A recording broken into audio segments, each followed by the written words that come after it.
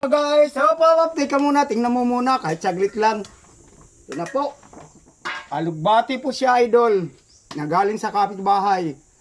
Ito po, napakarami nito. Oh. Alugbati. Siyempre, linagyan natin ng hinahanap ko yung isda kasi isang piraso lang ito, hinahati ko. Mahirap kasi ang buhay. Kaya mga idol, kung mapadaan po dyan, like and share na lang po. At ikaw naman, magbakas ka na po dyan. Ito na po ang pagkakataon para magbakas ka at matulungan din kita. Alam ko naman, nangangailangan ka rin ng suporta, idol. Pares lang naman po tayo. Dapat tayo magtulungan. Huwag na tayo sarong ng stroll. Diba? Sino bang hinahanap mo? Suggest naman po yun ni Mita nga, napadaan ako sa'yo at tabangan ba daw? Tulungan ba? Magbuligan ba? Magtabangan? Bulig sa waray-waray. Yup, ito na po. Pasensya na po kayo.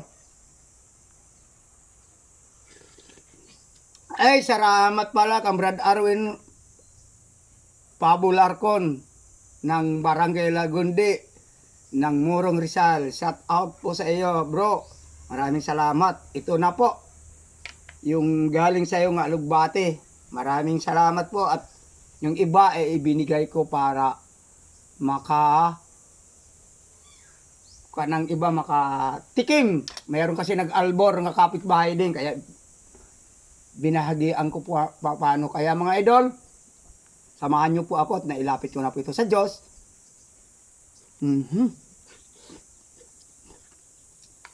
Sarap pala ito ng kapitbahay. Brad Santo, shout out sa'yo. Alugbati ulam ko ngayon. Brad Dome, shout out sa'yo. Alugbati po ang kuhan ko ngayon. Pagkain. Kaya, wow.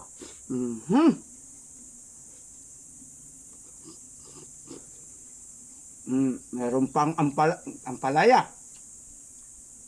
Simple na naman mga idol. Siguro naman mga idol, di ba napakaganda ito? Dahil yung kinakain ko, gulay, wala ka anong mga sisuning, bitsin, kamatis, galing sa kapitbahay, ang kamatis, tanlad, kunting bitsin lang, kunting asin. Diba? Tama po yun, diba?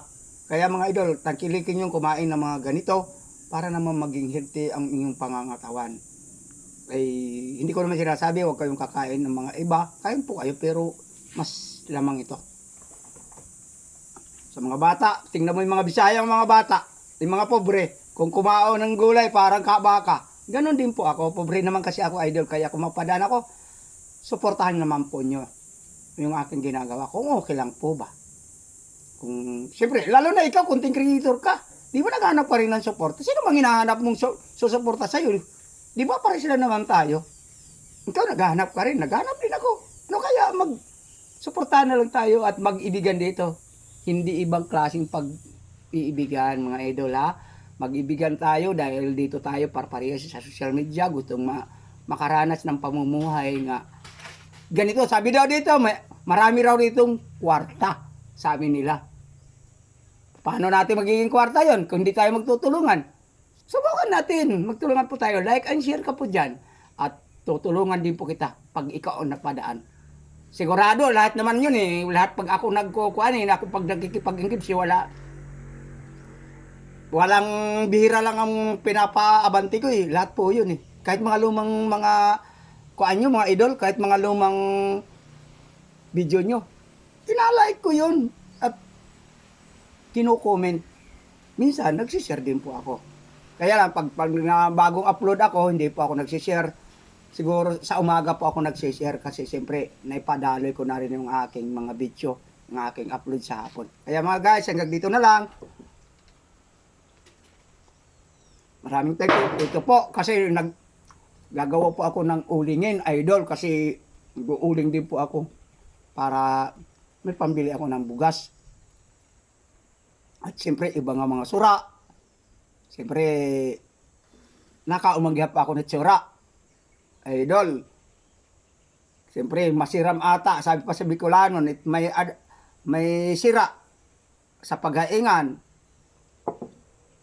Diba? Manamit. Diba? Sabi sa Ilonggo. sa Cebuano. Di ba? Masarap. May kuan. Lami! Di ba, idol? Sige ba, idol? Hanggang dito na lang. Kung nakahaba, like and share na lang po. Opo. Hanggang sa muli, pag-ibig po.